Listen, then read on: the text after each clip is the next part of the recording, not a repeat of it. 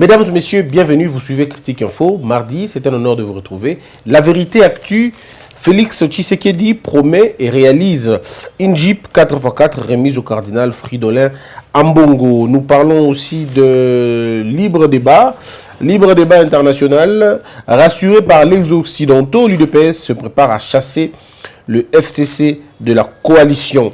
On va parler de la prospérité, budget 2020 élevé à 16 milliards 895 millions 8000 francs milliards pardon de francs congolais. Les chiffres, vous savez, c'est extrêmement difficile pour moi, mais je vais quand même essayer de me battre pour que ça marche. Alors, nous avons essayé d'analyser les choses et on se dit,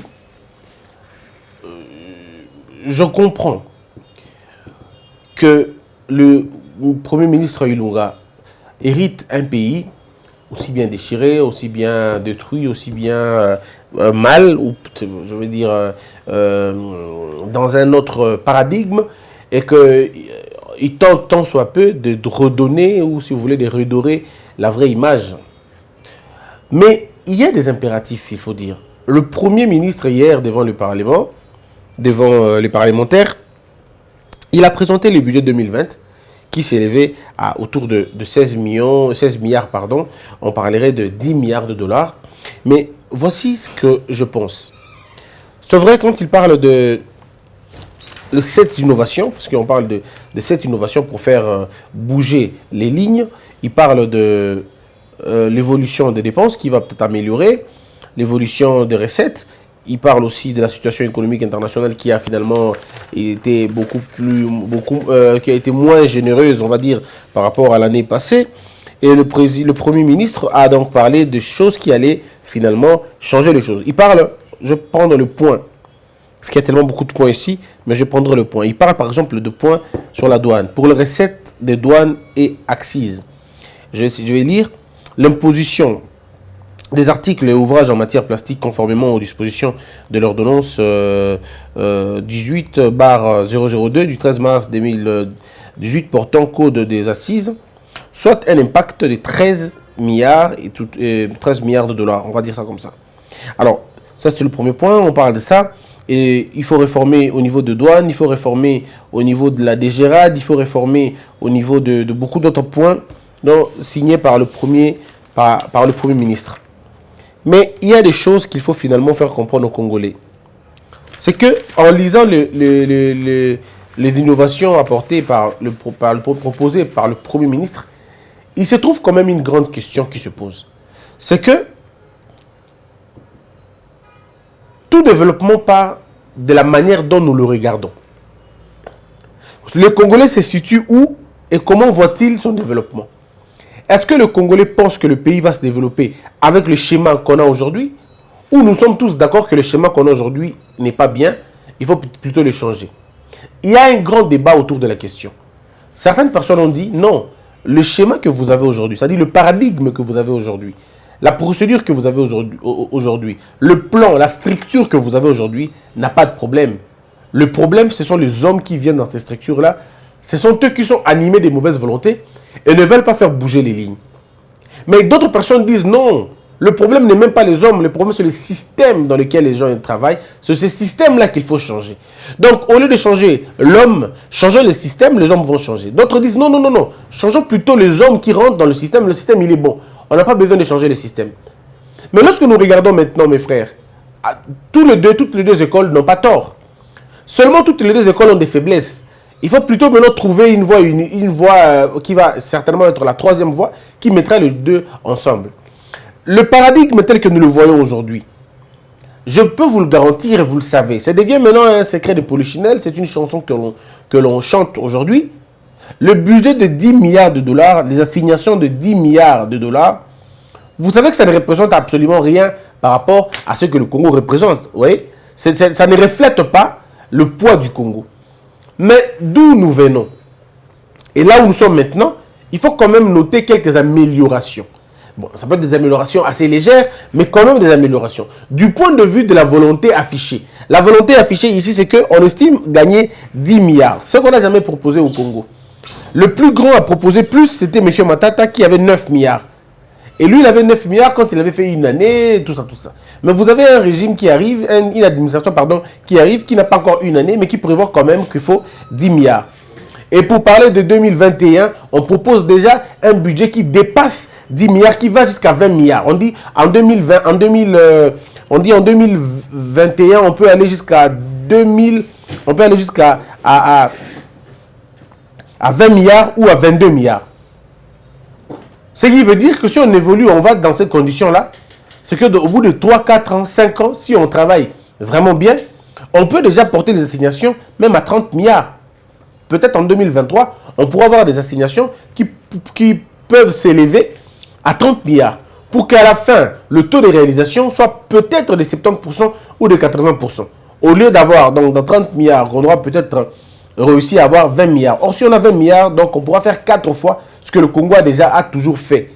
Alors là, je ne compte pas, je ne parle pas de l'exclusion de la corruption. Je parle de ce qu'il y a maintenant, les réalisations que nous accomplissons aujourd'hui avec 4 milliards de dollars. Si vous avez 20 milliards de dollars, ces réalisations, vous pouvez les élever à 4, vous pouvez le multiplier par 4. Donc, le petit semblant, entre guillemets, du développement que vous avez aujourd'hui, vous le multipliez à 4. C'est vrai, ça ne change pas grand-chose, mais ça change quand même des petites choses.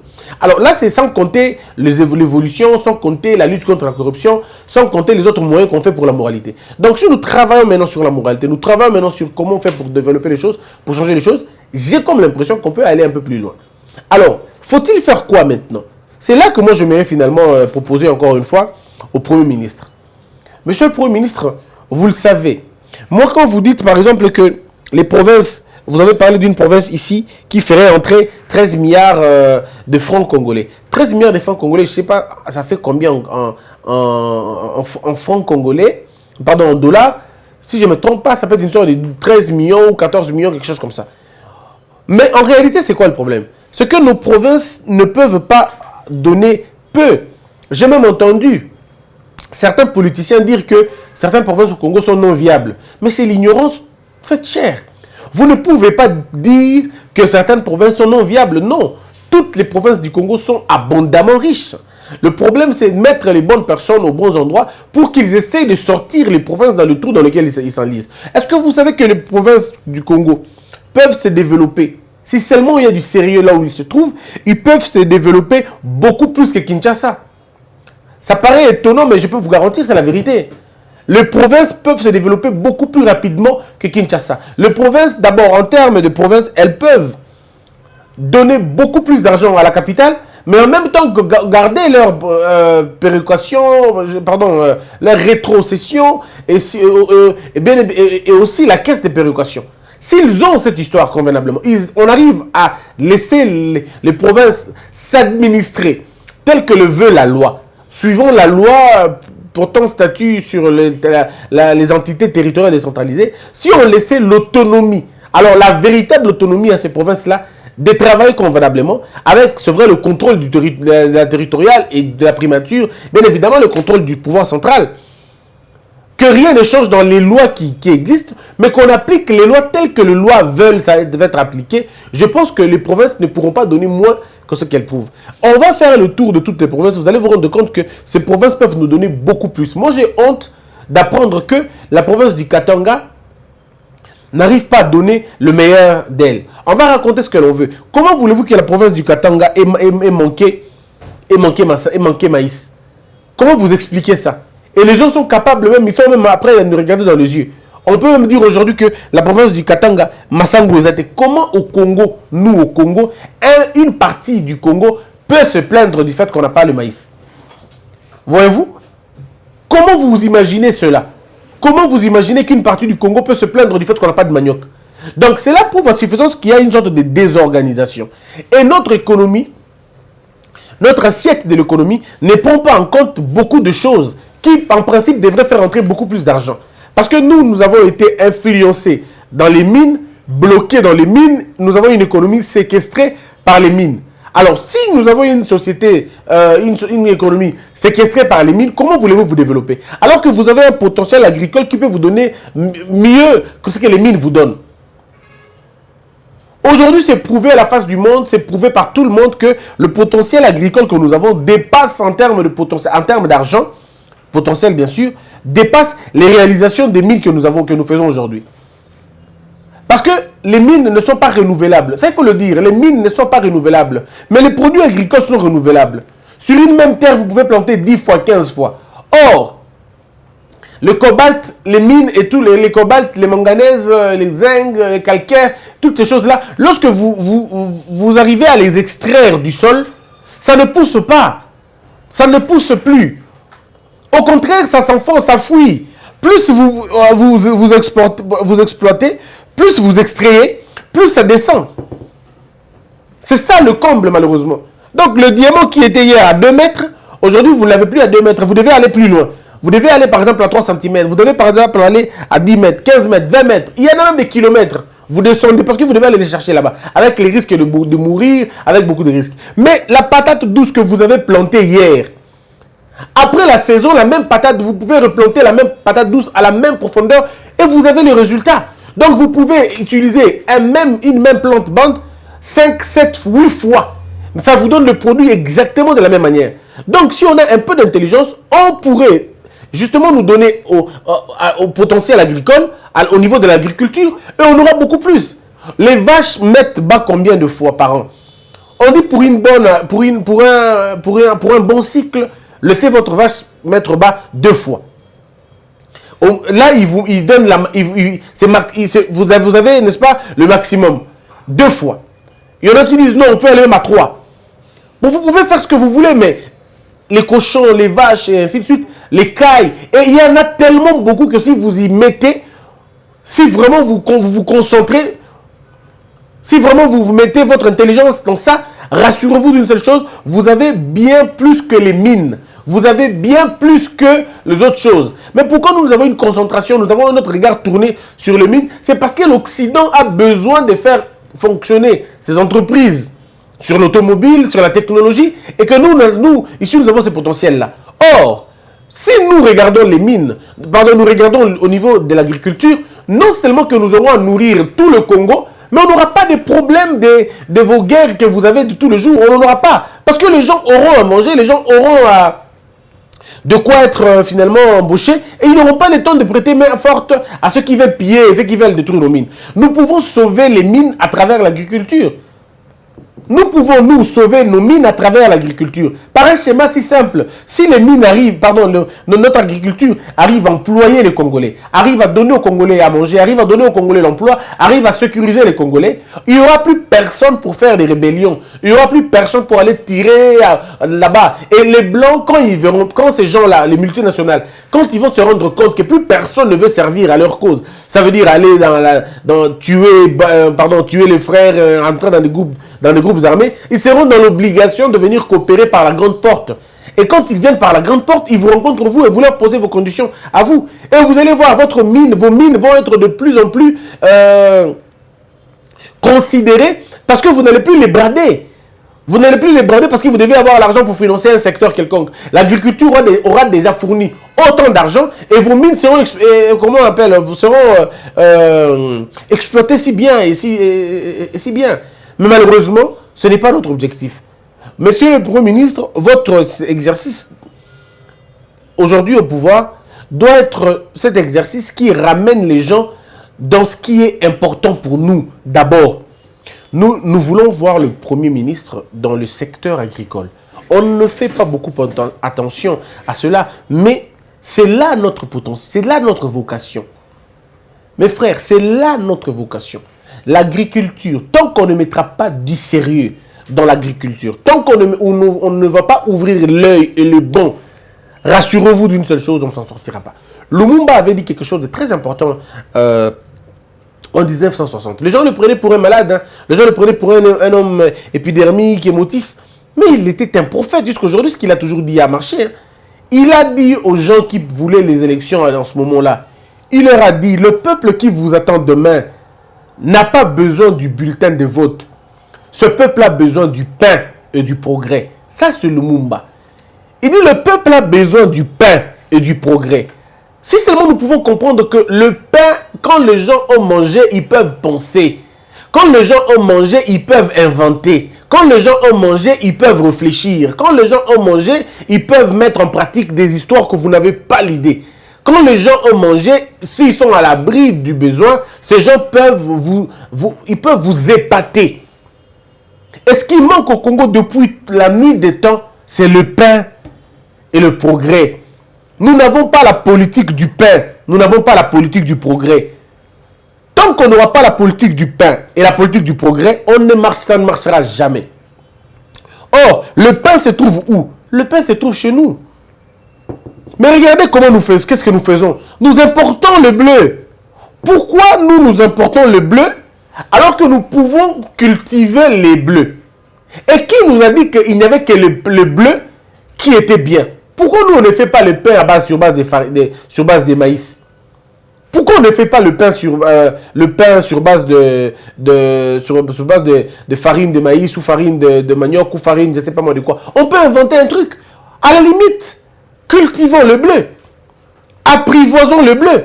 On peut apprivoiser le bleu ici chez nous. On le cultive convenablement et on en produit sur place, on transforme sur place et vous avez beaucoup plus d'argent que ça. Je ne vois pas pourquoi les gens voient ça magie. Ce n'est pas de la magie, c'est quelque chose qu'on peut créer chez nous-mêmes. Nous pouvons destiner des villes et des villes entières et des villes agricoles. Si vous allez par exemple, moi je ne sais pas, mais on voit très souvent dans les documentaires, il y a certaines villes aux États-Unis où c'est une ville reconnue comme une ville de cow-boy. C'est reconnu comme une ville qui ne fait que du lait. Parce qu'il y a des vaches, il y a des grandes concessions de fermes et tout ça. Et vous avez d'autres endroits aux États-Unis où c'est destiné qu'à l'agriculture. Vous trouvez des champs à perte de vue. Mais nous pouvons le faire. Quitter Kinshasa vers le Bas-Congo. Tout le long de la route, c'est quoi? C'est une forêt. C'est une forêt, c'est de la brousse. Donc c'est du gaspillage. Simplement, c'est du gâchis. Or, si nous cultivons soit le bleu, soit le maïs, soit le froment, je ne sais pas qu'est-ce qu'on va vraiment cultiver. Mais si nous nous mettons à cultiver ces choses-là, mais on n'en a pas besoin d'importer. Nous pouvons nourrir tout le Congo à travers ça seulement. Le budget que nous avons, le budget de 10 milliards, nous avons ce budget parce que nous n'avons que les mines et les petites régies financières de pacotille. Mais si nous arrivons à élever notre qualité de production, si nous arrivons à élever notre quantité de production, et au bout de 2, 3, 4 ans, 10 ans même, nous arrivons à qualifier notre production. Maintenant, nous avons une production et de quantité et de qualité. Qu'est-ce qui va se passer comme produit? Ça veut dire si nous avons 2% de ressources qui viennent aujourd'hui de notre agriculture, 2% seulement, nous pouvons les multiplier par 10 ou par 20 ou par 30 même. Donc, si ça pouvait faire entrer 10 milliards, ça va faire entrer 40 milliards, 50 milliards.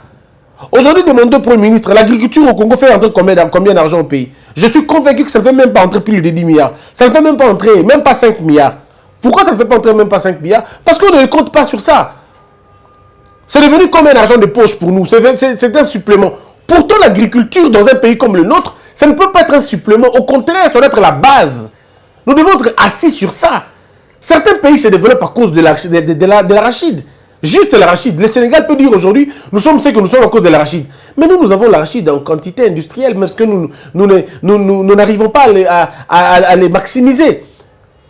Quelle est cette partie du pays où on peut planter l'arachide et botité? Partie du Congo, si nous avons 100% de terre, en tout cas 80% de terres sont favorables à toutes sortes de semences. 80%. Il y a peut-être des côtés où ces 20% c'est quand même assez difficile, mais si nous travaillons notre terre, nous arrivons à l'acclimater, mais nous pouvons avoir toutes sortes de produits chez nous. Mais pourquoi nous n'avons pas cette intelligence-là? C'est parce que dans la tête des gens, le travail n'est pas vraiment le fruit, le travail n'est pas la priorité. Nous voulons récolter beaucoup plus. On pense qu'aller prendre le mine, c'est beaucoup plus facile que l'agriculture. Nous sommes en train de souffrir parce que nous négligeons l'essentiel. Je peux vous le dire, je peux vous le garantir. Le salut du Congo, c'est l'agriculture. Il n'y a pas un autre élément important que ça. Notre salut, c'est l'agriculture. Ce sont les mines que vous avez qui vous créent des guerres par-ci, par-là. L'agriculture ne vous créera pas de problèmes. Vous avez déjà entendu au Sénégal, il y a des gens qui se battent là-bas à cause des arachides? Non. L'agriculture, c'est ce qu'on a dit, c'est une richesse de pacification. L'agriculture est une richesse qui ne vous crée pas de problèmes. Au contraire, ça vous crée des solutions. Ça vous apporte des solutions, mais pas de problèmes. Mais les mines sont toujours sujettes de problèmes. Les mines vous créeront toujours des problèmes, mais pas l'agriculture. Concentrons-nous sur l'agriculture. Essayons de mettre notre économie nakati agriculture. Vous allez voir que les choses vont changer. Point de besoin de vous rappeler ce que nous avons en termes de réserve de café. Et vous savez ce que produit le café. Mais nous avons le café, je suis convaincu. Je ne le dis pas vraiment parce que je vais y inventer, mais le potentiel en termes de café que nous avons, je ne vois pas un seul pays d'Afrique nous dépasser. Ils peuvent être les producteurs, mais ce que nous produisons, ce que nous avons dans notre sol, est beaucoup plus grand que ce que eux, Bango Bazanango. Faites un tour à Boteka, vous allez vous rendre compte du café qu'il y a là-bas. Faites un tour dans des coins, vous allez voir le pétrole qu'on a, pardon, le café qu'on a. Et le café, en dehors de la caféine, le café produit. Le café, c'est d'abord une plante médicinale. Je ne sais pas si on peut appeler ça plante, ou on place ça dans quel cas, dans quel registre. Mais comment on appelle, le café produit les médicaments. C'est pharmaceutique. Donc nous pouvons, nous, à travers notre café, produire autant de dérivés de produits pharmaceutiques. Le café, ça donne en dehors du café, mais ça donne aussi le cacao. Il y a beaucoup de points, pardon, le chocolat. Il y a beaucoup de choses qui peuvent sortir du café, simplement parce que nous n'arrivons pas à maximiser nos recettes, à maximiser notre manière de travailler. Moi, je suis convaincu que si le Premier ministre se penche sur la question agricole, on ne sera pas là où on est aujourd'hui. Batoubakolia et Trozanambo Ongo Ebele. Mais qu'est-ce que les provinces peuvent apporter? Parce que le Premier ministre a parlé des provinces. La province du Bandundu. Mais la province du Bandundu a une terre fertile parmi les terres les plus fertiles du Congo. La province du Bandundu peut être considérée comme un grenier agricole. Il y a Makassi, il y a Malonga. Vous savez, si nous faisons comme ça, hein, moi je donne une proposition. Ceci. Divisons le Congo par 4. On fait ça comme ça, par 4. On met A, on met B, on met C, on met D. Alors les provinces qui vont se retrouver dans D seront des provinces qui seront favorisées pour la production et l'extraction. Disons l'extraction, la production et comment on appelle ça, comment on appelle la transformation. C, c'est pour la culture. A, c'est aussi pour la culture. B, c'est aussi pour la culture, la même chose. Ça veut dire quoi? Ça veut dire, nous prenons la partie B, nous concentrons ça sur le maïs, nous concentrons ça sur le bleu, on concentre ça sur tous les produits qui ne viennent pas de chez nous, hein, les produits qu'on a importés. On essaie d'acclimater le terrain de ce côté-là pour finalement planter tout ce qui est favorable à la terrain haut.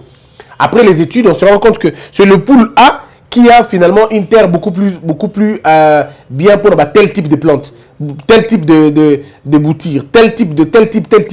On envoie ça au niveau de A. Mais la récolte se fait ici. Mais pour transformer ça, vous envoyez ça à B. Le B, là où c'est estimé que la terre est beaucoup moins hospitalière, la terre elle est assez hostile. Na biloko belé, bon sali yango za la terrain, yako transformer biloko, yako produire biloko. Ça veut dire bah michi biloko na point A, bah tia yango na ba train, bah tia yango na ba rail et yeti na B. Bah transformer yango na B, centre de distribution yango ya munene, bah yango na C. Alors que na C peut produire, bah donc yango na B, bah tia yango sous na C. Pour distribuer na D, c'est la même chose. Tout ce qui est hostile, côté, peut-être côté. Ça va bien. Vous travaillez bien, vous avez 4 poules comme ça. Côté, il y a pour la matière, qui concordé. Côté, il y a pour la matière, côté pour la matière. Mais vous allez au centre de production et de la transformation et de la place différente. Pour permettre à ce que vous construisez des routes, permettre les déplacements, permettre une sorte de éclosion. Non seulement que vous avez beaucoup d'argent après, mais vous avez développé votre pays en moins de temps. Et le moteur du développement ne sera pas les mines, mais plutôt l'agriculture.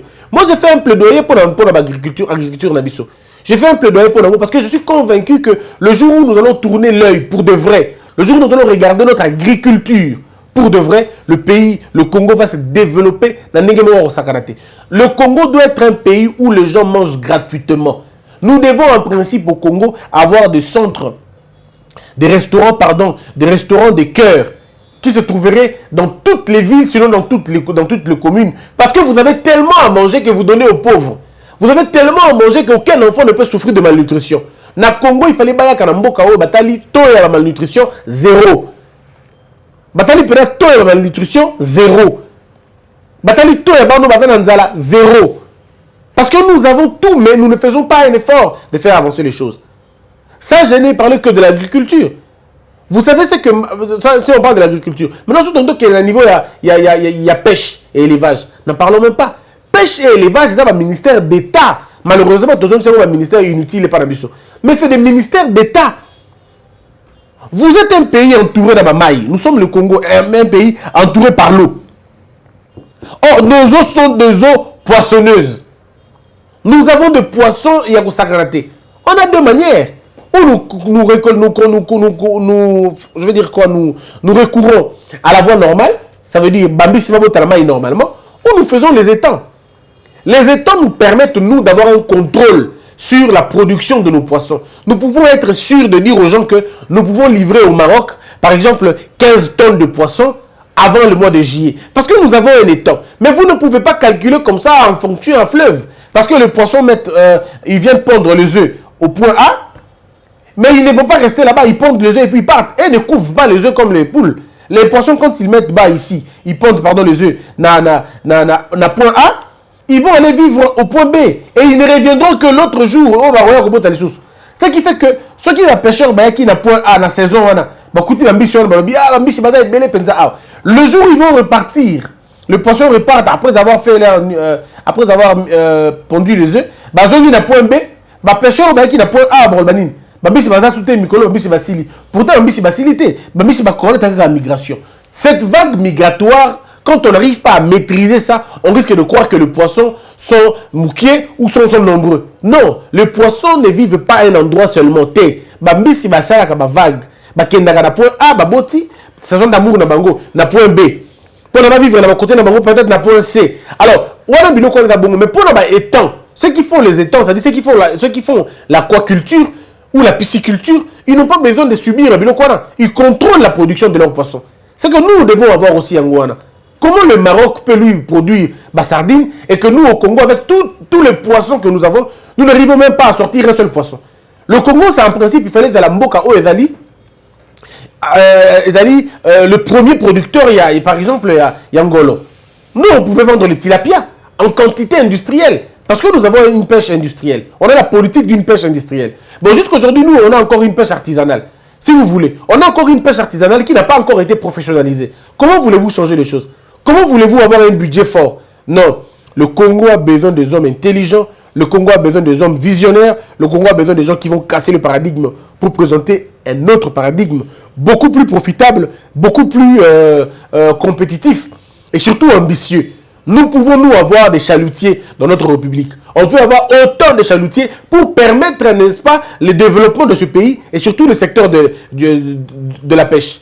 Le temps va me manquer pour parler de l'élevage. Le temps va me manquer pour parler de l'élevage. Mais si les Mbororo, les Rwandais, peuvent, eux, amener leur bétail manger chez nous, parce qu'ils estiment qu'eux, ils n'en ont pas, assez de terres pour ça, ils viennent manger chez nous. À combien plus forte raison, nous-mêmes, nous ne pouvons pas avoir une culture sur l'élevage?